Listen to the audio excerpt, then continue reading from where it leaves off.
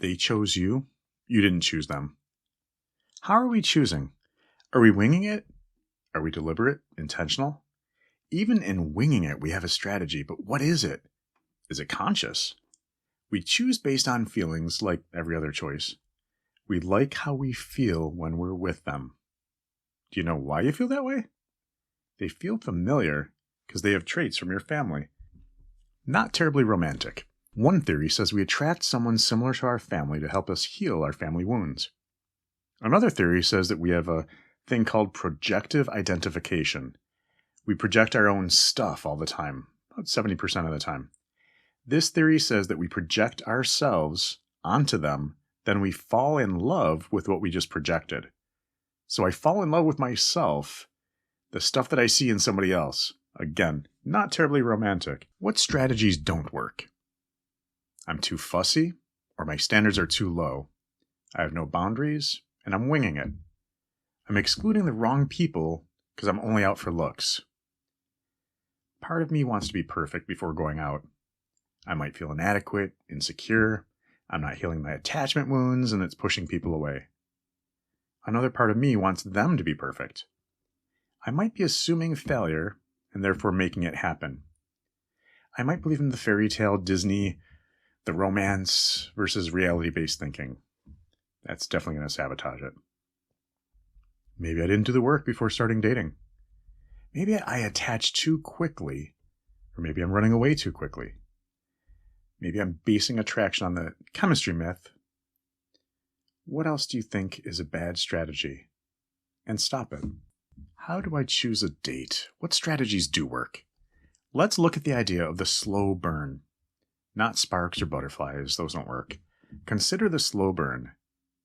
I'm with somebody safe, kind, loyal, emotionally stable, and kind during conflict. Over time, my nervous system feels good with them. They help me heal and securely attach. Still needs to be a decent fit, but since I'm not rushing things, it's all good. Everyone gets a second date unless they have red flags at date 1. This helps me not rush the decision. Look for the good, write it down, but know your red flags. I want my standards to be high but realistic, so manage my expectations. Know who I'm looking for, how to find what I'm looking for, and don't exclude people too quickly. If I don't know what I'm looking for, it's hard to recognize it when I see it. I have to keep growing, continue growing. Part of how you find someone is to continue growing. Your commitment to growth will help you not settle, not feel desperate. As you're growing, you see the need for improvement. Consider how you prepare for dating, from setting up your profile, the words, the photos, to settings of who you read out and why you weed them out, to who you swipe on, to who you talk to, and then who you meet in person.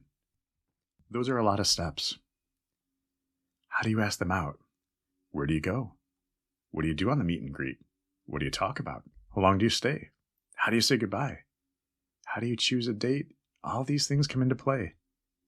How do you determine a second date and beyond? How do you let them know that you're interested? How do you let them know it's not a good fit in a way that preserves dignity? These are all parts that go into choosing someone and making it happen. Let's start with online dating. Which app did you select? What are the rules on that app? How do you message the other person? Selecting and then messaging. Who do you select to talk to? That's the first choice. So when you're choosing somebody, that's your first choice is who do I select? Then who do I message? Think that through right now. How do you decide who to select? Have you watched A Beautiful Mind with Nash and the Nash Equilibrium? There's definitely a strategy. Or there could be a strategy if you choose. Do you let them choose you, or do you choose them? If you're a fan of game theory, there are some decisions to be made. Once they see that you've looked at their photo and liked them, do you reach out? How soon? What do you say? Do you already have some ideas saved on your phone for a reply? Or are you a quick thinker?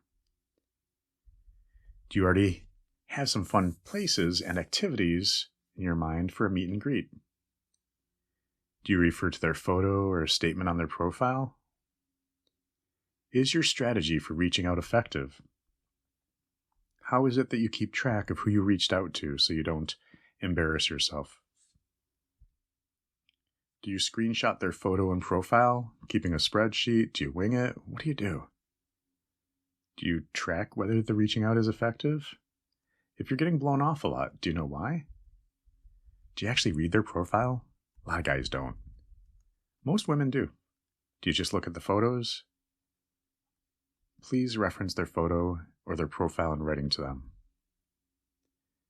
Once you've chosen someone, how do you start the conversation? How do you chat with them? Some guys just say hi and expect the woman to carry the entire conversation. I've actually had women do the same. Do you have a silly or cute saying? Do you ask a question? How do you engage them? Do you do the generic, I like your profile, we should go out for coffee? Or do you stand out? Are you marketing yourself in a way that would stand out from the photos, the words on the profile, and the first few contacts with her? If you don't stand out, you don't stand out. Are you unforgettable in a clever way? How? Why? What words do you use? How do you ask them a question or engage them in a way that increases the odds of getting a response? So what's your point? What's your point in chatting with them? Well, my point in chatting is to see if there's basic compatibility enough to go out on a meet and greet. Sometimes you'll start the chat and the other person just won't reply, or they'll reply once or twice and then disappear. Some people actually stalk. My professional picture is online for the online dating, and they'll go right to my website. They'll do the Google photo search, go to my website, and then they'll stalk me there. Some people will tell me they've stalked. Other people, I just know that they've stalked by what they're saying. I do have a lot of relationship information on my website, so some people have already been there and they're like, oh, I recognize you. Many women tell me, as a counselor in my office, that they're afraid that they're going to get caught up with a serial killer. For real. I don't know how many serial killers are out there, especially in this area, but imagine that fear. You're thinking that there aren't that many serial killers, and you've never had your thought cross your mind if you're a guy. And the women say, we're dating our only natural predator. Holy crap. What could happen to them?